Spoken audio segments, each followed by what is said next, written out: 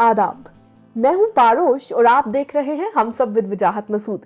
अगर आपने अब तक चैनल सब्सक्राइब नहीं किया तो अब कर लीजिए और बेल आइकन प्रेस कीजिए ताकि आपको बर वक्त जो है वो नोटिफिकेशन मिल सके।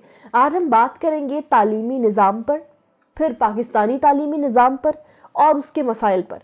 पहला सवाल ये कि तालीम क्या है और इसके लिए किसी निज़ाम की ज़रूरत क्यों पेश आती है? बहुत अच्छा सवाल है जी। आपका पारोश। उससे पहले हमारे किसी भाई ने सवाल किया था जी। या कमेंट कर रखा है हमारी गुफ्तगू पे, तो उन्होंने एतराज़ इस पे किया है कि आप आदाब क्यों कहती हैं। देखिए, ये जो पब्लिक फोरम होते हैं जी सरकारी इदारे होते हैं, जी स्कूल होता है, सहाफ़त होती है, ये हमेशा इस नुक्ते को मद्देनज़र रखते हुए इसके आदाब, इसकी फॉल्ट लाइंस, इसके तौर तरीके वज़ा किए जाते हैं कि ये सब इंसानों से मुखातब हुआ जा रहा होता है। जी क्योंकि हम लोग अपने मीडियम पे लैंग्वेज के मोहताज हैं, तो वो लोग तो कट जाएंगे जो हमारी ज़बान नहीं समझ सकते। जी, लेकिन ये जो हमारी उर्दू ज़बान है, पाकिस्तान में हर जगह करीब करीब समझी जाती जी जी है। जी जी और पाकिस्तान में 88 लाख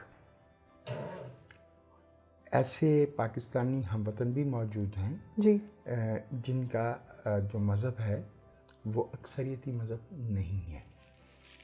बिल्कुल, हम उन्हें नज़रअंदाज नहीं कर सकते। अग्री। तो और हमारा जो हमारी गुफ्तगू है वो बॉर्डर के पार जो है वो इंडिया में और बहुत सी जगहों पे देखी जाती है, सुनी जाती है। देखी बिल्कुल जा बिल्कुल। सकती है, सुनी जाती है।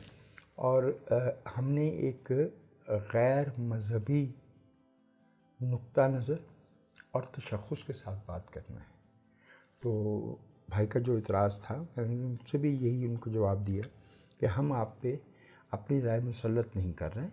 जी आपके आदाब, आपके अक़दार, आपकी प्रोटोकॉल, जी जी इंसानी मेल मिलाप का वो जैसा भी हो, हमें उस पर कोई एतराज़ नहीं, वो आपका प्रेरोगेटिव है। बिल्कुल बिल्कुल। लेकिन हम किसी एक मखसूस तबके के लिए बात नहीं कर सकते। बिल्कुल जी। एक बात हो गई। अब जो आपका सवाल है वो बहुत अच्छा सवाल है। तालीम के दो हिस्से हैं। एक वो हैं जिन्हें हम लिटरेसी स्किल्स कहते हैं, जी ख़वानगी की महारतें। वो बुनियादी तौर पे 3 होती हैं। लिखा हुआ पढ़ना आ जाए, लिखना आ जाए, और जमा तफरीक जिसे अरिथमेटिक्स कहते हैं। ठीक है। लेकिन तालीम से ज़रा आगे की चीज़ है। ये तो ख़वानगी है, ये तो लिटरेसी है। तालीम का मतलब ये है कि किसी भी शोबे में ज़िंदगी के जी इंसानी इल्म जहाँ तक पहुँच चुका है उस तक रसाई हासिल करना, और फिर वो सलाहियत पैदा करना कि उस उफ़क़ को, उस होराइज़न को, उस फ्रंटियर को, उस सरहद को वसी किया जाए। जहाँ जो बंदा, लेट्स पुट इट लाइक कि भाई अर्ली 18th सेंचुरी में पैदा हुआ, तो न्यूटन के कवानीन आ चुके थे। जी जी अब उसकी ज़िम्मेदारी क्या होगी कि न्यूटन के कवानीन तक रसाई भी हासिल करे, एक्सेस भी हासिल करे, उन्हें मालूम करे कि वो क्या है, और उसको आगे बढ़ाए। वो कौन होगा? वो एक आइंस्टाइन होगा। आइंस्टाइन ने जो कहा है, अगर वो अपने इल्म में के दायरे में आ गया है तो उसको आगे बढ़ाया जाए, उस पर तहकीक की जाए। और फिज़िक्स के इल्म में आगे कौन आता है? रदरफोर्ड। ठीक है। जी जी। यही तारीख पे है। यही तालीम जो है वो बुनियादी तौर पे इंसानी इल्म, इंसानी ज़िंदगी की सहूलतें, इंसानी ज़िंदगी के मसाइल को हल करने की सलाहियत को बढ़ाने की सलाहियत का नाम है। سو یہ ایک بنیادی منصب ہے تعلیم کا کہ ہم جس عہد میں زندہ ہوں، ہم اپنی تعلیم کے لیے جس شعبے کا انتخاب کرتے ہیں، کیا ہم اس کے میکسیمم تک پہنچ پا رہے ہیں، اسے اچیو کر پا رہے ہیں، اور پھر اس سے پہلے آگے تو بڑھ ہم رہے کٹ آف لائن پہ ہونا ہاں جی، کہ اس وقت جو ہے وہ علم جو ہے وہ کہاں ہے، اور پھر ہم اس کو اس سے آگے لے جانے کی صلاحیت رکھتے ہوں.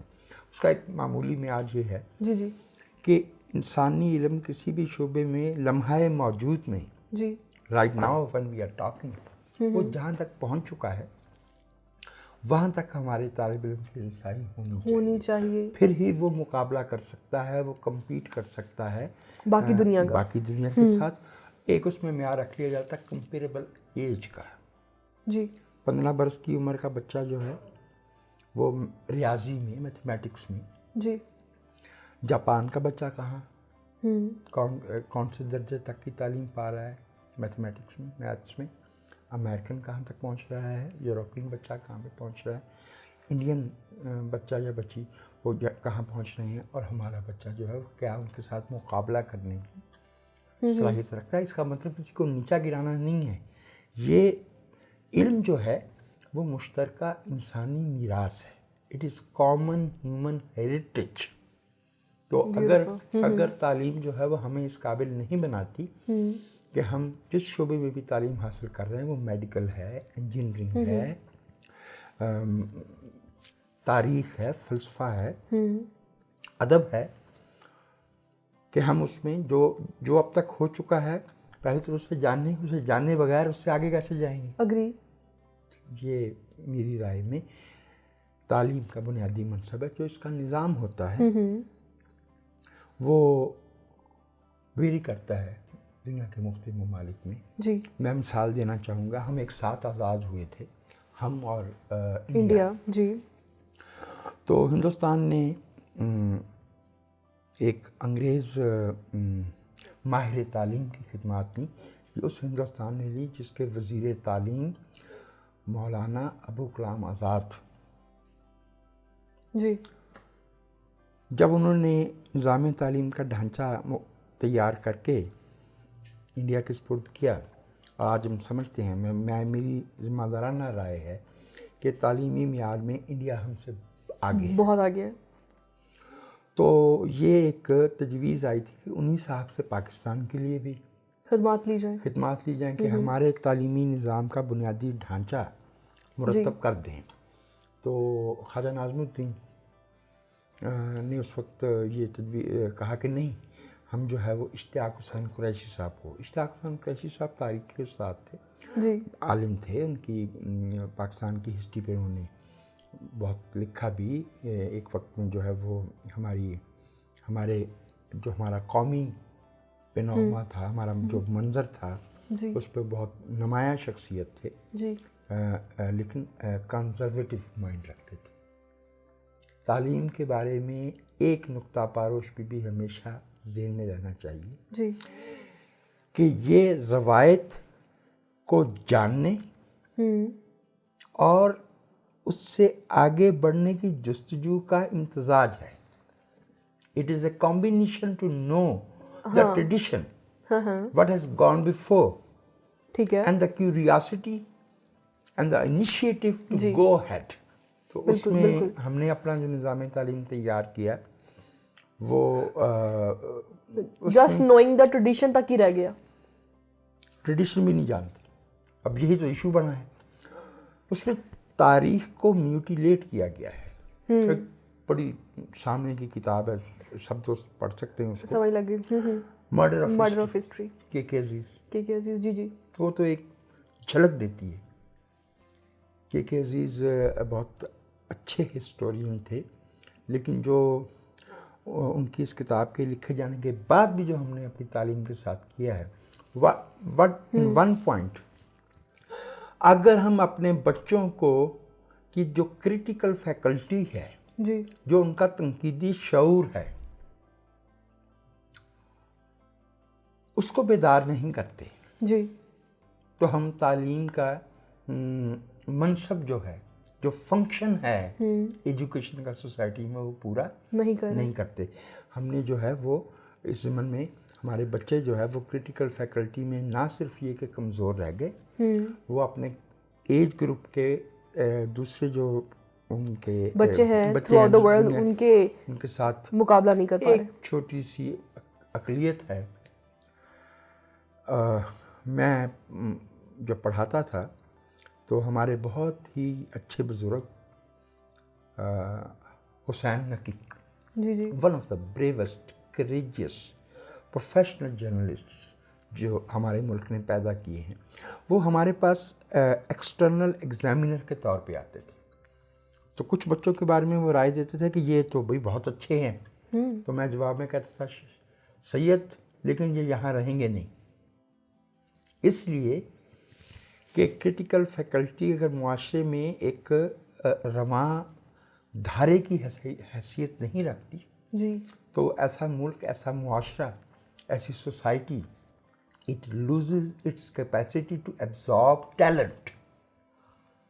جب آپ اختلافی آواز, انحرافی آواز کو برداشت ہی نہیں کرتے, جب آپ اس کو جو ہے وہ اس کی زبان کاٹ دیتے ہیں, اس کا قلم روک دیتے ہیں, اس کو اپنے لفظوں پہ انسان کے اندر ایک داخلی سینسرشپ آپ شہری کے اندر داخل کر دیتے ہیں, تو میں کہتا تھا یہ بچے واقعتاً اچھے ہیں سید, لیکن یہ اس ملک میں رہیں گے نہیں, اور وہ نہیں رہے, اور وہ نہیں رہ رہے.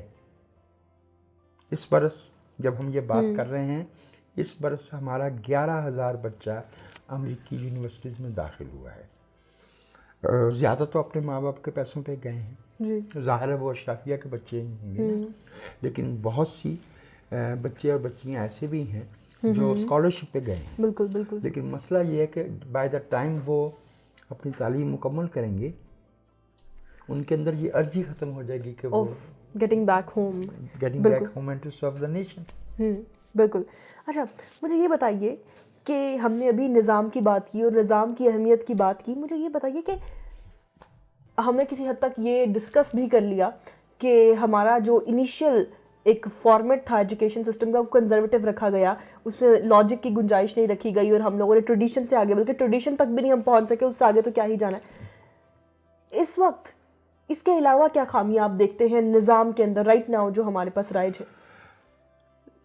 ویسے تو ہم گنوانا شروع کر دیں تو بڑے مسائل پیدا ہو چکے ہیں. سچی بات تو یہ ہے کہ ہم اپنے طالب علم کو الزام کیوں دیں, ہمارا مسئلہ تو استاد ہے. So true. 1978 میں اس ملک میں اساتذہ کی فہرستیں بنائی گئیں کہ جو اساتذہ بچوں کو فارورڈ لکنگ اپروچ دیتے ہیں ان کو ملازمتوں سے باہر نکالا جائے. میں آپ کو نام لوں, صرف یہ جہاں ہم لاہور میں بیٹھے ہیں, جہاں پہ پاکستان کی سب سے پرانی یونیورسٹی ہے جسے یونیورسٹی آف دی پنجاب کہتے ہیں, اس میں سے کون سے اساتذہ نکالے گئے؟ اس وقت سینیٹر ہے مشاہد حسین سید, اور شہید کیا گیا عمر اصغر خان کو, اور ہمارے درجہ اول کے معیشت دان ہے سید اکمل حسین. اس پائے کے اساتذہ کو نکال باہر کیا گیا. اور میں پھر دہراتا ہوں کہ ہم اپنے طالب علموں سے پہ تنقید کیسے کریں؟ ہم ان کے اساتذہ کو جانتے ہیں. میں یہ نہیں کہہ رہا کہ سب اساتذہ ہی ایسے ہیں, لیکن ایک بہت تھوڑی تعداد ہے جو اس قابل ہیں کہ وہ طالب علموں کے دماغ, وہ ادب پڑھا رہے ہیں, وہ فلسفہ پڑھا رہے ہیں, وہ سائنس پڑھا رہے ہیں, ان کو کھول سکیں, انہیں اس قابل بنا سکیں کہ وہ اس دنیا میں مقابلہ کر کے آگے بڑھ سکیں. بہت کم رہ گئے ہیں. بیشتر جو اساتذہ ہیں انفارچونیٹلی طالب علموں کی میں نے عرض کی نا کہ کیا بات کریں, ہمارے اساتذہ کمپیٹیبل نہیں ہیں, کمپیٹیٹیو نہیں ہے, کمپیریبل نہیں ہے دنیا کے ساتھ, اور کمپیشنیٹ بھی نہیں ہے. جی ہاں, this is very unfortunate. Compassionate اس لیے نہیں ہے کہ for them it's just a job. Compassionate اس لیے نہیں ہے کیونکہ کمپیٹیبل ہی نہیں ہے. جو استاد انسیکیور ہوگا اپنے علم کے بارے میں, اپنی ذات کے بارے میں, وہ کمپیشنیٹ نہیں ہو سکتا. جو استاد جو ہے وہ یہ جو استاد ہونے کا فرض ہے نا جی جو میں نے جنہیں استاد سمجھا یا جانا, استاد کا کی جو اصل جگہ ہے نا وہ اس کی ریسرچ گاہ, تحقیق کی اس کا کمرہ ہے, اس کا میز ہے, وہ تحقیق کر رہا ہے, وہ اس پہ غور و فکر کر رہا ہے, وہ نیا آنے والا مواد پڑھ رہا ہے. یہ جب وہ یہ علم حاصل کر رہا ہے تو یہ اس کے تدریسی منصب کا بڑا حصہ ہے.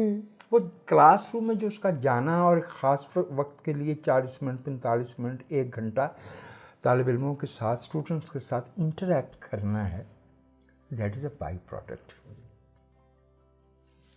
جب ای ایم فاسٹر اتنے بوڑھے ہو گئے کہ وہ پڑھا نہیں سکتے تھے اور وہ کیمبرج میں پڑھاتے تھے, تو کیمبرج یونیورسٹی نے یہ بندوبست کیا کہ آپ ہمارے پے رول پہ ہوں گے, آپ اپنے گھر ہی پہ ٹھہریے, جو یونیورسٹی کیمپس کے اندر ہی تھا. جو طالب علم آپ سے کچھ سیکھنا چاہے, آپ سے صرف یہ گزارش ہے کہ اپنے کنوینئنٹ آورز میں give them a chance to learn from you. They'll come, converse with you. They may ask you a question. You just have to answer that. You don't have to come to the classroom. اس لیے کہ اس استاد نے جو 40-50 برس پڑھا ہے, پڑھایا ہے, سیکھا ہے, قوم کو اس سے محروم نہیں کرنا. استاد جو ہے وہ ریلوے کی ٹرین چلانے والا نہیں ہے کہ اس کا اتنے بجے سے اتنے بجے تک اس کا کام ہے. اس کی زندگی جو ہے وہ مسلسل وہ جاب پہ ہوتی ہے, وہی کام ہے, بالکل اس کا کام ہی وہ ہے. تو ہم تو وہاں پہ فالٹ کر گئے. بالکل. اچھا, اب مجھے آپ یہ بتائیے کہ کتابوں سے تعلیم دینا اور عملی طور پر یعنی پریکٹیکلی سکھانا, ان دونوں چیزوں میں سے کون سی زیادہ سگنیفیکنٹ ہے, کس کا زیادہ اثر ہوگا, اور ہمارے پاس کیا مسائل ہیں, اور ان دونوں چیزوں میں فرق کیا ہے؟ پاروش بھی ان دونوں میں پہلی بات تو یہ کہ فرق کرنا ہی غلط ہے. کتاب اور عملی زندگی دو الگ الگ دنیایں نہیں ہیں. یہ ایک پسماندہ معاشرہ ہوتا ہے جو یہ سوچتا ہے کہ یہ کتابیں وغیرہ پڑھنا یہ ان لوگوں کا کام ہے, اور باقی لوگ اگر ہم معاشرے میں ایک متحرک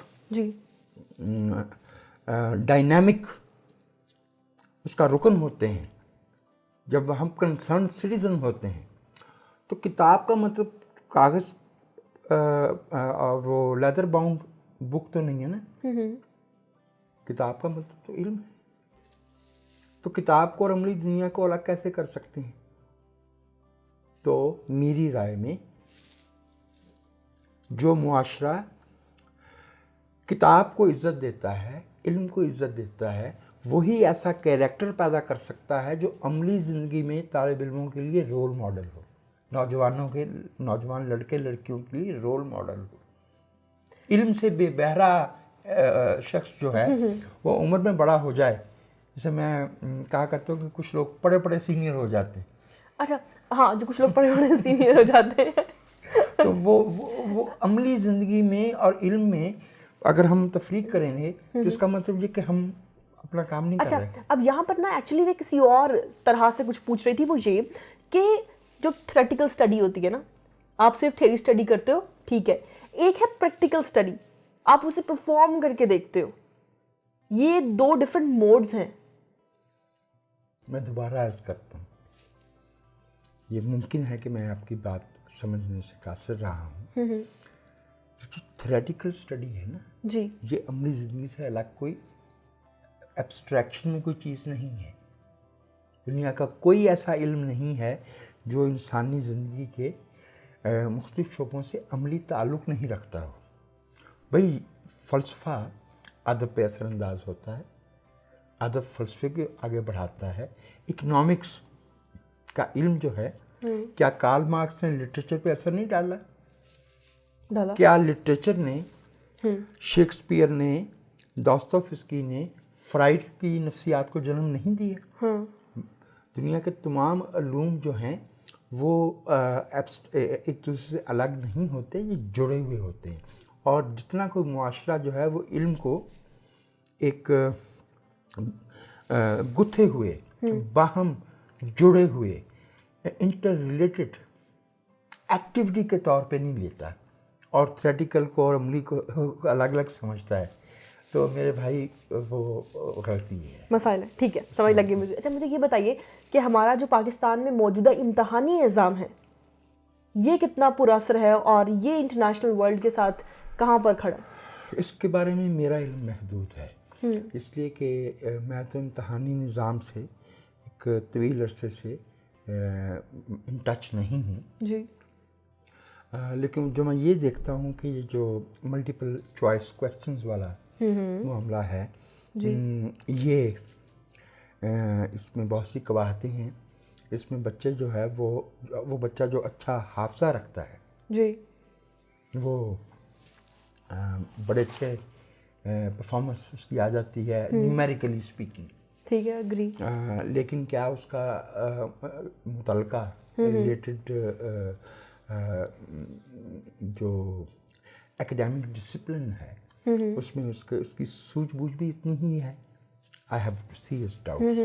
اور وہ جو ہمارا صرف نیریٹو والا جو 3 گھنٹے میں آپ کا وہ امتحان لینے والا سلسلہ تھا جس میں وہ آپ کو یاد ہوگا نا تفصیلی جوابات جس میں آپ نے تفصیلی جوابات دینا پڑتے تھے، اس میں بھی بنیادی بات وہ ہے کہ کیا ہم طالب علم کو وہ جو بھی وہ پڑھ رہا ہے اس کی ایسی تفہیم انڈرسٹینڈنگ کے قابل بنا رہے ہیں جی کہ وہ اس کی ذات کا حصہ بن جائے اور وہ اس تعلیم کو ایک بوجھ یا ایک کاغذ کا ٹکڑا، ایک ڈگری نہیں سمجھے، بلکہ وہ دنیا میں ہم جو آئے ہیں کہ جہاں ہم جو اچھا کرتے ہیں، برا یہ معاشرے میں جو بھی ہم جس شعبے میں بھی کنٹریبیوٹ کرتے ہیں، یہ ہمارے یہاں ہونے کا جواز ہے. That is the fee, that is a tax that we owe to the society, whether as a writer, as a journalist, as a politician, as a bureaucrat, right? تو میں پھر دوبارہ اس پہ آتا ہوں کہ اگر ہمارا امتحانی نظام بچوں کی اس صلاحیت کو چیک نہیں کرتا، اس صلاحیت کو ایگزامن نہیں کرتا جی تو وہ ایگزامینیشن نہیں ہے.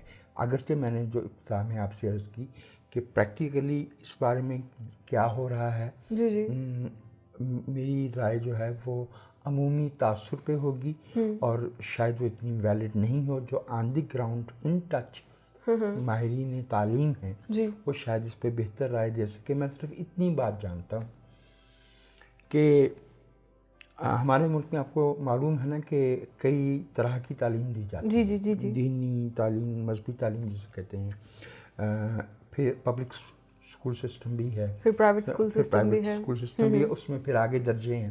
بالکل. تو وہ بچے جو 17-18 برس کی عمر میں کمپیٹ کر کے دنیا بھر کے بچوں کے ساتھ آگے جاتے ہیں، آپ دیکھ لیجیے کہ ان کی بڑی تعداد جو ہے وہ کون سے اسکولوں سے آ رہی ہے. اس میں صرف ایک بات کہوں گا، میں پبلک اسکولوں میں پڑھنے والے بچوں اور دینی مدرسوں میں پڑھنے والے بچوں کی صلاحیت پہ شک نہیں کر رہا. صلاحیت ان کی اتنی ہی ہے، ان کو وہ سہولتیں، وہ نصاب تعلیم اور وہ اساتذہ اور وہ ماحول میسر نہیں آتا جس میں وہ اپنی صلاحیتوں کو، اپنی کیپیبلٹیز کو، اپنے پوٹینشیل کو ریئلائز کر سکیں، اسے بروئے کار لا سکیں، اسے اپنی صلاحیت کی آخری حد تک پہنچ سکیں. وہ بچے بھی اتنے ہی ذہین اور باصلاحیت ہے جتنے دوسرے بچے، لیکن ایک کو جو ہے وہ ہم سہولتیں، اچھا نصاب تعلیم، اچھے اساتذہ فراہم کرتے ہیں، اور ایک اسکول کی 4 دیواری بھی نہیں ہے، وہاں بیت الخلا بھی نہیں ہے، وہاں کھیل کا میدان بھی نہیں ہے، وہاں کتابیں جو ہے وہ فرسودہ ہیں، وہاں پڑھانے والے جو ہے وہ دلچسپی نہیں لیتے. بالکل. تو یہ میری رائے تھی اس کے بارے میں جو مختلف نظام تعلیم ہمارے یہاں پائے جاتے ہیں.